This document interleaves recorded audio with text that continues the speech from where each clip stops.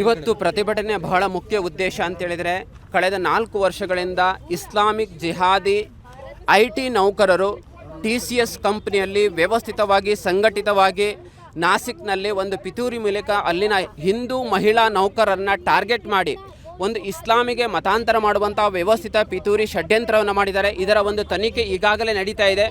ಈ TCSನ ನಾವು ನೋಡ್ತಾ ಇದ್ದೇವೆ, ನಮ್ಮ ರಾಜ್ಯದಲ್ಲಿ ಒಂದು ಕಡೆಯಲ್ಲಿ ಜಿಮ್ ಜಿಹಾದ್ ನಡೀತಾ ಇದೆ, ಮತ್ತೊಂದು ಕಡೆಯಲ್ಲಿ ಇವತ್ತು ಕಾರ್ಪೊರೇಟ್ ಜಿಹಾದ್ ಇಡೀ ದೇಶದಲ್ಲಿ ಸದ್ದಾಗ್ತಾ ಇದೆ.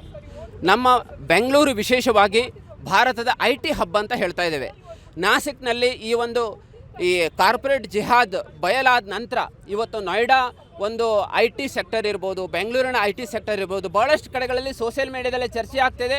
ಈ ಥರ ಒಂದು ಕಾರ್ಪೊರೇಟ್ ಜಿಹಾದ್ ಭಾಳಷ್ಟು IT ಕಂಪನಿಗಳಲ್ಲಿ ವ್ಯವಸ್ಥಿತವಾಗಿ ಪಿತೂರಿ ಮೂಲಕ ಷಡ್ಯಂತ್ರದ ಮೂಲಕ ನಡೀತಾ ಇದೆ. ಇವತ್ತು ಆ ನಾಸಿಕ್ನ ಒಂದು TCS ಒಂದು ಪ್ರತಿಷ್ಠಿತ ದೇಶದ ಕಂಪನಿಯ ಇದರಲ್ಲಿ ಒಂದು ಇಂಟರ್ನಲ್ ಕಂಪ್ಲೇಂಟ್ ಕಮಿಟಿನೇ ರಚನೆ ಆಗಿಲ್ಲ.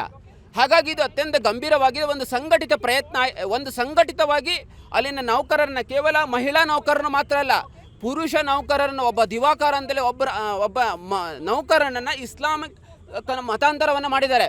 ಹೀಗೆ ವ್ಯವಸ್ಥಿತವಾಗಿ ಕಾರ್ಪೊರೇಟ್ ಜಗತ್ತಿನಲ್ಲಿ ತಮ್ಮ ಅಧಿಕಾರವನ್ನು ದುರ್ಬಳಕೆ ಮಾಡಿಕೊಂಡು ವ್ಯವಸ್ಥಿತವಾಗಿ ಹಿಂದೂ ಧರ್ಮದ ಅಪಮಾನವನ್ನು ಮಾಡುವಂಥದ್ದು. ಅವರಿಗೆ ಇದು ಪ್ರಮೋಷನ್ ಬೇಕಂತ ಹೇಳಿದ್ರೆ ನಮಾಜ್ ಮಾಡಿ ನೀವು ಬೀಪ್ ತಿನ್ನಬೇಕು, ಅದೇ ರೀತಿಯಲ್ಲಿ ಮಹಿಳೆಯರಾದರೆ ಅವರ ದೈಹಿಕ ಸಂಪರ್ಕವನ್ನು ಬೆಳೆಸಬೇಕು, ಅಂದರೆ ಮಾತ್ರ ಈ ರೀತಿ ನಿಮಗೆ ಪ್ರಮೋಷನ್ ಕೊಡ್ತೇವೆ, ಇಲ್ಲ ಅಂದರೆ ಅವರಿಗೆ ಟಾರ್ಚರ್ ಮಾಡುವಂಥದ್ದು, ಬೇರೆ ಬೇರೆ ರೀತಿಯಲ್ಲಿ ಅವರನ್ನು ಗಂಡನಿಂದ ಬೇರ್ಪಡಿಸುವಂಥದ್ದು, ಇಸ್ಲಾಮಿಗೆ ಮತಾಂತರ ಮಾಡುವಂಥದ್ದು ವ್ಯವಸ್ಥಿತವಾಗಿ ಸುಮಾರು 7 FIRಗಳಲ್ಲಿ ದಾಖಲಾದಂಥ FIRಗಳಲ್ಲಿ ಸ್ಪಷ್ಟವಾಗಿ ಇವತ್ತು ಕಾರ್ಪೊರೇಟ್ ಜಿಹಾದ್ ಹೇಗೆ ನಡೀತಾ ಇದೆ ಗಮನಕ್ಕೆ ಬರ್ತಾ ಇದೆ. 1 ವರ್ಷದ ಹಿಂದೆ ಬೆಂಗಳೂರಿನಲ್ಲಿ ಸಹ ಈ ಥರ ಒಂದು ಪ್ರಕರಣ ದಾಖಲಾಗಿತ್ತು, ಆದರೆ ಇದ್ರ ಬಗ್ಗೆ ಹೆಚ್ಚಿನದಾಗಿ ಚರ್ಚೆ ಆಗ್ತಾ ಇಲ್ಲ.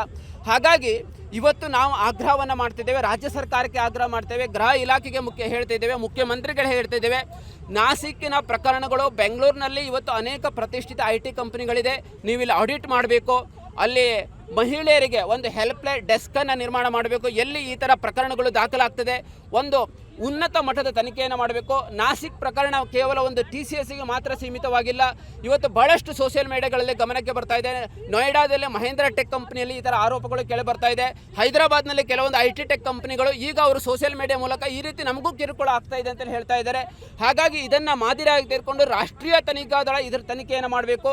ಇದರಲ್ಲಿ ವಿಶೇಷ ತನಿಖಾ ಒಂದು ತಂಡವನ್ನು ರಚನೆ ಮಾಡಬೇಕು. ಇದರಲ್ಲಿ UAPA, ಕೋಕಾ, ಮೋಕಾ ಈ ಥರ ಎಲ್ಲ ಪ್ರಕರಣಗಳಲ್ಲಿ ಈ ರಿಲಿಜಿಯಸ್ ಕನ್ವರ್ಷನ್ ಪ್ರಿವೆನ್ಷನ್ ಆ್ಯಕ್ಟ್ ಅಡಿಯಲ್ಲಿ ಇದನ್ನು ದಾಖಲು ಮಾಡಬೇಕು. ಯಾರು ಆರೋಪಿಗಳಿಗಿದೆ ಅವರ ಮೇಲೆ ಗಂಭೀರವಾದಂಥ ಶಿಕ್ಷೆ ಕೊಡಬೇಕು. ಎಲ್ಲವನ್ನು ಅತ್ಯಂತ ಗಂಭೀರವಾಗಿ ರಾಜ್ಯ ಸರ್ಕಾರ, ಕೇಂದ್ರ ಸರ್ಕಾರ, ಮಹಿಳಾ ಆಯೋಗ ಇದನ್ನು ಗಂಭೀರವಾಗಿ ಪರಿಗಣಿಸಬೇಕು ಹೇಳುವ ಆಗ್ರಹವನ್ನು ನಾವು ಸಮಸ್ತ ಹಿಂದೂ ಸಂಘಟನೆಗಳನ್ನು ಮಾಡ್ತಾ ಇದ್ದೇವೆ. ಅಷ್ಟೇ ಅಲ್ಲ, ನಾವು ಮುಂದಿನ ದಿನಗಳಲ್ಲಿ ಪ್ರತಿಯೊಂದು IT ಕಂಪನಿಗೆ ಹೋಗಿ ಅಲ್ಲಿನ HR ಅವರಿಗೆ, ಮುಖ್ಯಸ್ಥರಿಗೆ ಮನವಿ ಮಾಡಿ ಆ ಕಂಪನಿಗಳಲ್ಲಿ ಈ ಥರ ಮಹಿಳೆಯರ, ಹಿಂದೂ ನೌಕರರ ಶೋಷಣೆ ಆಗ್ತಾ ಇಲ್ವಲ್ಲ, ಡಿಸ್ಕ್ರಿಮಿನೇಷನ್ ಧರ್ಮದ ಆಧಾರದ ಮೇಲೆ, ಮತದ ಆಧಾರದ ಮೇಲೆ, ಜಾತಿಯ ಆಧಾರದ ಮೇಲೆ ಆಗ್ತಾ ಇಲ್ವಲ್ಲ, ಅವರಿಗೆ ರಿಲಿಜಿಯಸ್ ಕನ್ವರ್ಷನ್ ಮಾಡುವಂಥ ಪಿತೂರಿ ಷಡ್ಯಂತ್ರ ನಡೀತಾ ಇಲ್ವ, ಇದ್ರ ಬಗ್ಗೆ ತನಿಖೆ ಮಾಡಲಿಕ್ಕಾಗಿ, ಇದ್ರ ಬಗ್ಗೆ ಕ್ರಮ ತೆಗೆದುಕೊಳ್ಳಿಕ್ಕಾಗಿ ನಾವು ಆಯಾ ಕಂಪನಿಗಳಿಗೆ ನಾವು ಭೇಟಿ ಮಾಡಲಿಕ್ಕಿದ್ದೇವೆ. ಅಷ್ಟೇ ಅಲ್ಲ, ರಾಜ್ಯ ಸರ್ಕಾರಕ್ಕೂ ನಾವು ಆಗ್ರಹವನ್ನು ಈ ಸಂದರ್ಭದಲ್ಲಿ ಮಾಡ್ತಾ ಇದ್ದೇವೆ.